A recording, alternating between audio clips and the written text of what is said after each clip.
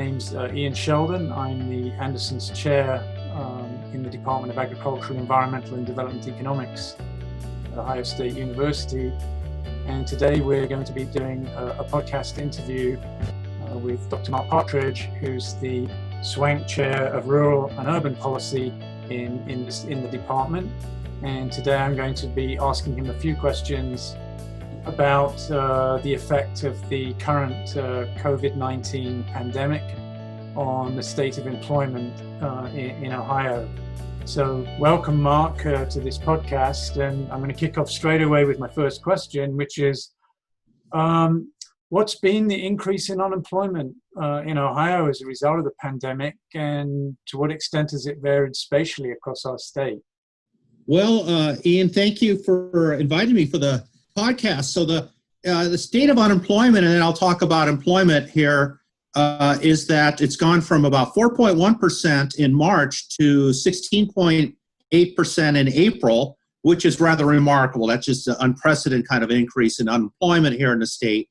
But because of troubles measuring the unemployment rate, for example, to actually be unemployed, you have to be actively looking for work in the last 4 weeks. And people don't understand the question, and the unemployment insurance claim system is kind of a mess right now, and they also use that to help estimate the unemployment rate for local areas. The unemployment rate is surely higher. It's probably, today, this was for mid-April, it's probably in the range of 20 to 25% here in Ohio. But just to give you a feel, though, in terms of jobs, which we can actually count jobs, as opposed to this issue, you're actively looking for work or not. Let me just show you just a little bit about that. So this is the national employment, and I just want to just quickly just show you. So this is total non-farm employment, and the total change nationally was about 14.6% decrease since February. So we had a little bit of a decrease in March, we had a decrease in April, total about 15%. And what I want to point out that's really weird about this, or it's unusual for somebody like yourself who studied the national business cycle, the ups and downs, is they're typically led by manufacturing. Is almost always the sector. Durable goods, people, the first thing they cut back and when times turn down is that businesses don't invest in new buildings and equipment. People don't buy cars and other kinds of manufactured goods. And what we're seeing here is, in this case, you see about 11% nationally, construction only down a little under 14%. This is a service-led recession. And what scares me is if we look into the future, well, how long will this go on? If this remains to be, if this continues, it's going to become a manufacturing-led recession. So turning to, well, what about Ohio? So 14.6% was the nation. Ohio, on the other hand, was about 17% decrease. So typically Ohio has a little bit larger decrease. It tends to be a little bit more volatile. It goes down faster, it comes back, recovers faster. And we're seeing the same thing in Ohio, only a 14% decrease in manufacturing. Construction, a little bit bigger decrease here in the state than nationally. The key thing is this is a service-led recession. And in particular, which sectors are being hit? This is leisure and hospitality. This is restaurants, restaurants and hotels. They're down about 57% in terms of employment. And in fact, by far, in terms of numbers of jobs, not quite half, but maybe 40% of the jobs lost here in Ohio have been in the leisure and hospitality sector. One other sector that's concerning to me is state and local government, because they're going to be the last to respond in the sense that as government, it has to work from government realizing their tax revenues are going down to government cutting back employment. So far, that's been relatively modest in Ohio, but like I'm worried that if this thing goes on, people will start cutting back how much manufactured products they'll do, that state and local governments will start laying off more and more and more. That'd be everything from universities to local schools to county governments state government, and so on. And that will just exacerbate things. And that would happen, probably we'd see the bulk of that in June, July, where that would begin. So that is where, that's what's happening overall. But what's, in terms of where this is going at the state level, or spatially, is this shows nationally, which states had the biggest changes in employment. That's a little bit out of date. This shows unemployment insurance claims. And I just want to note that they were clicking along at about 210,000. This is what we've been hearing today. They went up to 7 million, 6 million. And if you add in the federal claims for gig workers and self-employed, they've been up around, even still around 3 million. In other words, we still have, even though there's some signs that unemployment might be stabilizing, we're still having 10 times more kinds of unemployment insurance claims than what we were having before the pandemic. And to put this in perspective, even though we've fallen a great deal, we're still getting about 4 times more claims in uninsurance every week than what we'd ever, our record, which was in 1981, 1982 recession. So we're four times bigger than ever, even now that we've made this fall. So where it's happening in the state is kind of useful. It's unusual in that here's a map of Ohio, and what it shows is Cleveland, Columbus, Cincinnati, and then I've outlined the other, the big 8 metropolitan areas in the state. And what stands out is what you would normally see is where red is this is the share of the labor force that's claimed unemployment in these areas, since we haven't had an unemployment number yet for the local areas for April. And what it shows is usually it's at Toledo, Akron, Canton, Youngstown. Those are the places that are typically hit the hardest in the state right away because they're manufacturing. Because manufacturing, as of yet, is not being hit that hard. We're actually seeing the hardest hit areas are actually in more rural or far out parts of metropolitan areas. Notice here in southeast Ohio, that in Appalachia there, along the Ohio River Valley, we have unemployment rates that are, whether they're officially unemployed, actively seeking work, or just non-employed, they're claiming unemployment insurance and waiting to when they can get a job. Up to 1/3 of the labor force is claimed that and is potentially unemployed. Where here in Columbus, Cincinnati, and Cleveland, you see lighter colors, it's much more modest. And where you don't have very large unemployment insurance claims is, again, rural areas. So rural had the highest, and into these farming areas here in Northwest Ohio, up in the North Central Ohio, they are, by comparison, much more modest. So the spatial story is, it's unusual. It's not in our big, older Northern Ohio manufacturing communities. If anything, of all the metropolitan areas, Columbus, because we're more service-oriented, and I said this is a service recession, are hit harder. And the worst is Southeast Appalachian Ohio, with unemployment rates that look like the worst of the Great Depression, or potentially so. And in Northwest Ohio, much more modest. So that would be where we sit right now, Ian.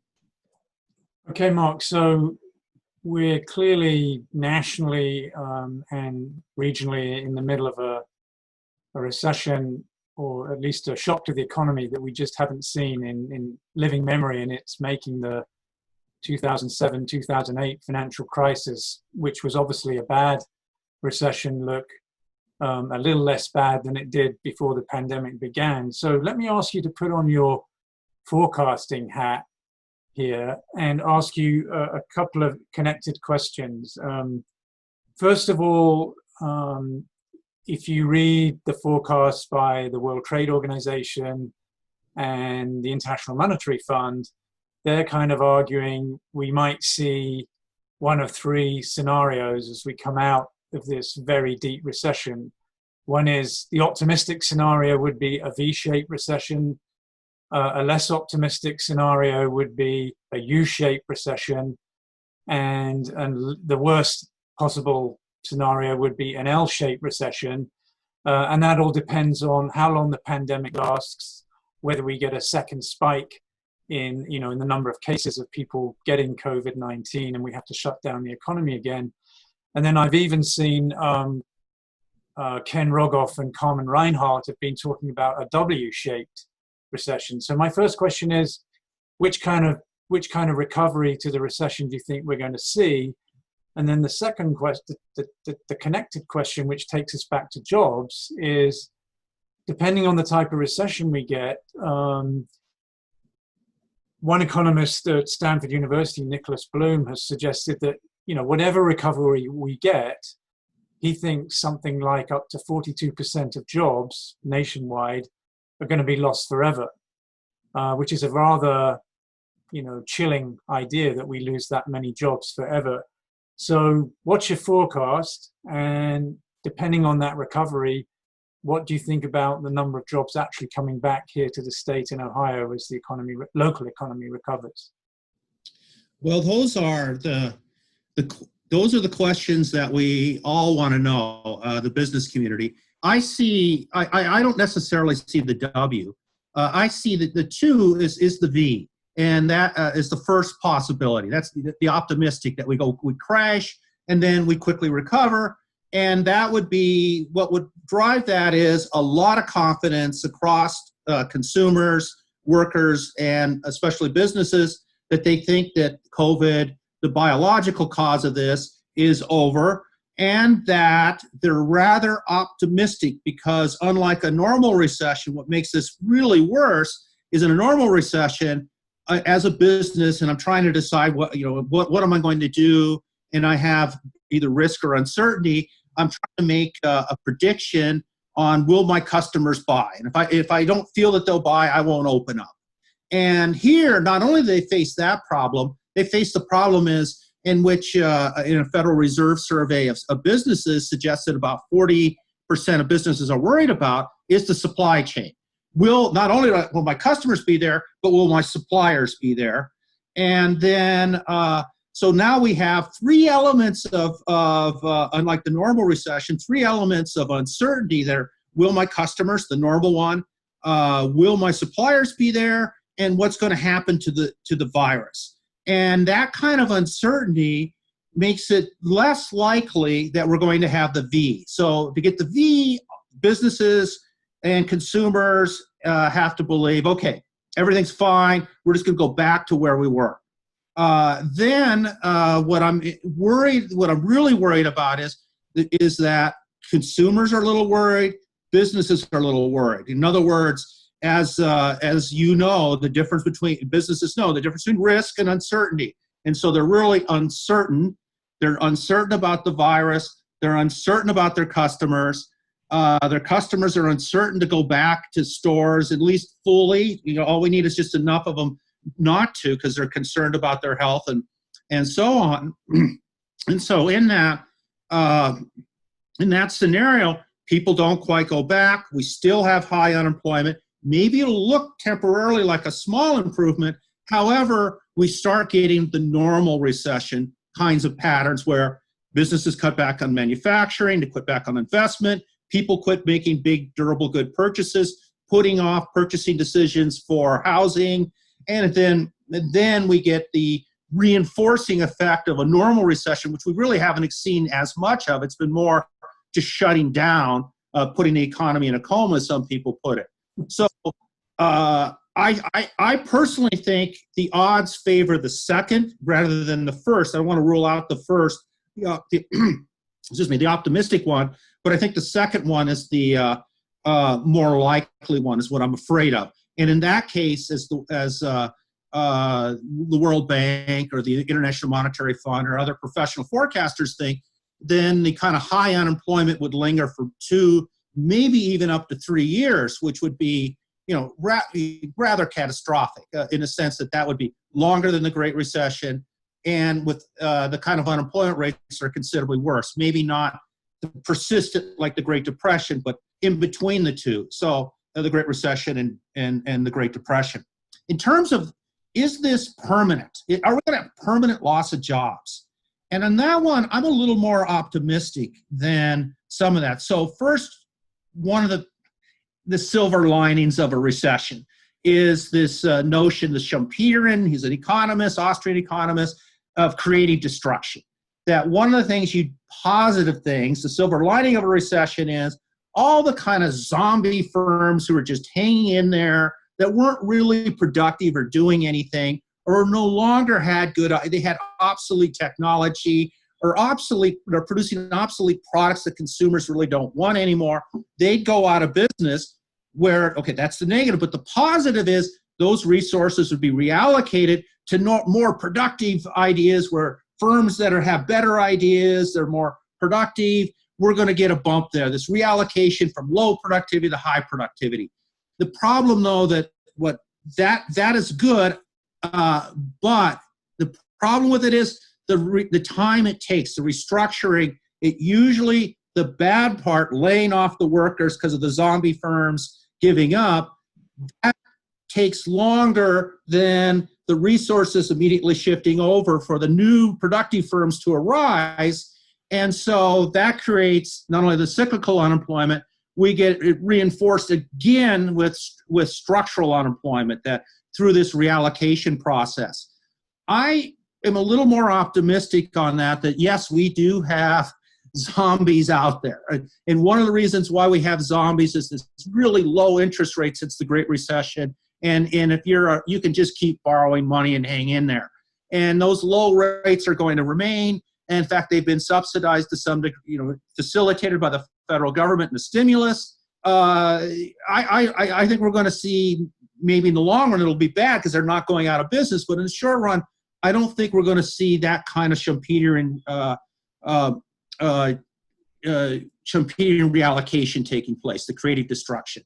So I'm a little more optimistic on that. Not necessarily that that's all good news, but at least not having that immediate bump of structural unemployment, reallocation in the midst of a cyclical downturn. Okay, thanks very much, Mark. A lot of insight there for people watching this podcast. I mean, I guess you're less pessimistic than maybe other economists are right now. And I guess the problem is we just don't know how long this shock is going to last. And this is such an unusual type of recession. I mean, it's one we've never really experienced before. And so, as you say, it's a demand side, a supply side shock, changes in people's attitudes towards risk, be they consumers, workers, investors, or whatever.